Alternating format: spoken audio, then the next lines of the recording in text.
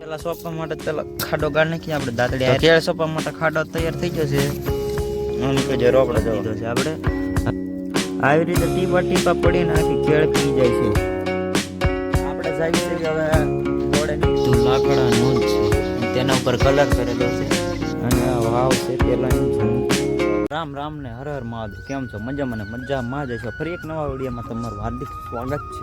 તો આજે આપણે વાળવાનું છે કપાસમાં પાણી, તો તેના માટે કરવાનું છે આપણે ધોરિયો હારો. લાઈટ તો 11 વાગે આવે પણ વરસાદના કારણે બહુ બધું ધોવાણ થઈ ગયું છે. હાલો આપણે ધોરિયો હાર કરવા જઈએ છીએ.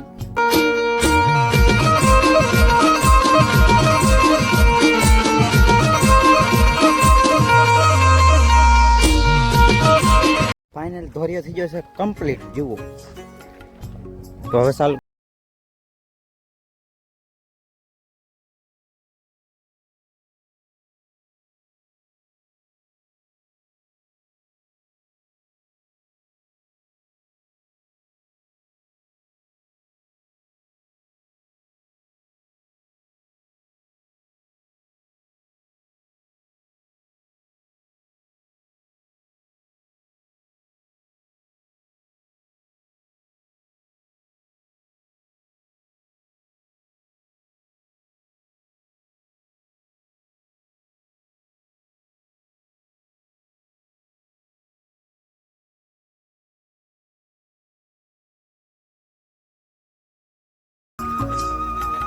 ઉલ્લા પણ ત્યાં પાણી જો આ સફેદ સફેદ દેખાય પછી આવે છે ફોન.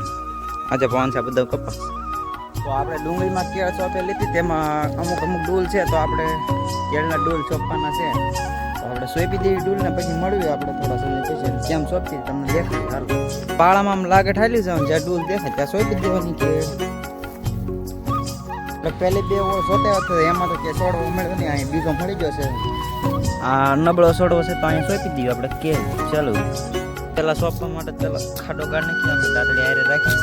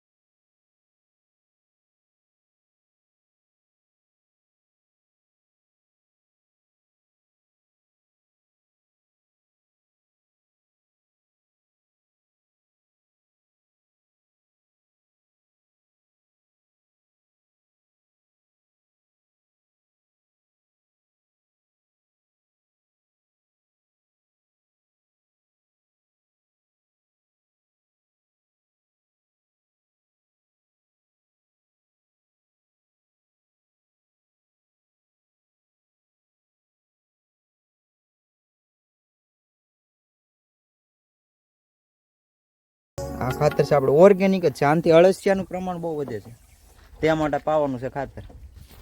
તો હાલો આપણે કરી દઈએ આ વાલને બંધ, ધીરે ધીરે કરી દેવાનો. એટલે બંધ કરી દીધો પછી આને કરી દેવાનું ચાલુ, પછી આમાંથી ખેવા મળે ખાતર, પછી આને હાવ બંધ કરી દો. જોવા મળ્યું છે જાવા ખાતર. આ ખાતર આપણે પાવીએ એટલે આનાથી અળસિયાનું પ્રમાણ વધી જાય છે. હાલો હવે આપણે ખાતર પાઈ દઈએ પછી મળીએ. ફાઇનલી આપણે કેળમાં ડ્રીપ ચાલુ કરી દીધી છે અને જો કેવી રીતે ટીપા ટીપા ટીપા પડે છે. આવી રીતે ટીપા ટીપા પડીને આખી કેળ પી જાય છે.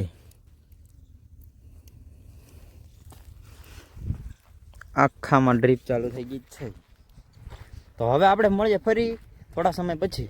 ફાઇનલી આપણે પાણી વાળતા હતા તો બપોર થઈ ગઈ છે, તે માટે ઘરે જમવા વહી આવ્યા છે. તો જમવામાં છે રીંગણા બટેટાનું શાક છે, છાશ છે, ટમેટા છે, ડુંગળી છે, રોટલા છે. તો હાલો હવે આપણે જમી લેવી પછી મળીએ. તો મિત્રો હવે હારના થઈ ગઈ છે અને આજે ફાઇનલી કપાસ વીણાઈ જશે બધો અને આપણે જાવી છે હવે રોડે નીકળ્યું. પછી આગળ વિડીયોમાં બની રહ્યો તમને ખબર પડી જશે આપણે ક્યાં જાવી છે. ફાઇનલી આપણે રોડે નીકળી ગયા છે અને હાલ્યા જાવી છે. આપણે જવાનું છે મંદિરે. ઓલખર તમને રામનાથ મહાદેવ મંદિરનું હરખું આમ બધું દેખાડ્યું નહોતું, હાલ ખરે તમને પ્રોપર બધું જણાવશું. તો ચાલો વિડીયોમાં બને રહીજો. ફાઇનલી મિત્રો આપણે ભોળાનાથના મંદિરે પહોંચી ગયા છીએ. રામનાથ મહાદેવ છે. તો હાલો આપણે અંદર જઈને તમને મુલાકાત કરાવી.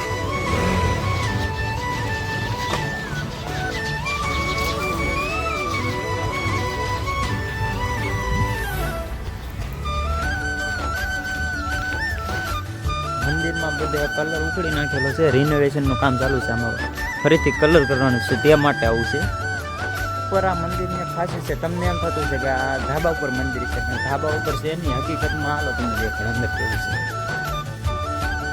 તો આ ઉપર બધું છે ને તે લાકડાનું મઢેલું છે, આ ઉપર લાકડું જ છે, આમાં આરસીસી કાંઈ નથી, ખાલી ઉપર જ આરસીસી છે, જેના કારણે પાણી ના આવી શકે. આ લાકડાથી બધું માળેલું છે. જો પહેલાનું કેટલા વર્ષોનું છે આ મંદિર.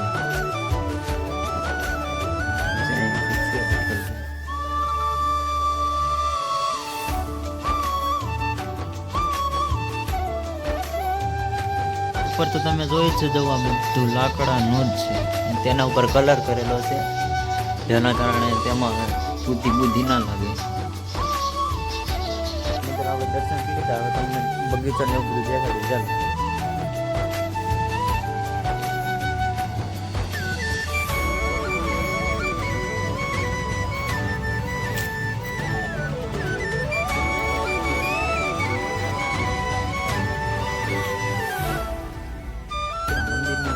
પાણીની વ્યવસ્થા છે તે અહીંયા જ જવું, અને આ વાવ છે પહેલાંની જૂની, આમાં પાણીની વ્યવસ્થા છે, અંદર પાણી પણ છે અંદર ભરેલું.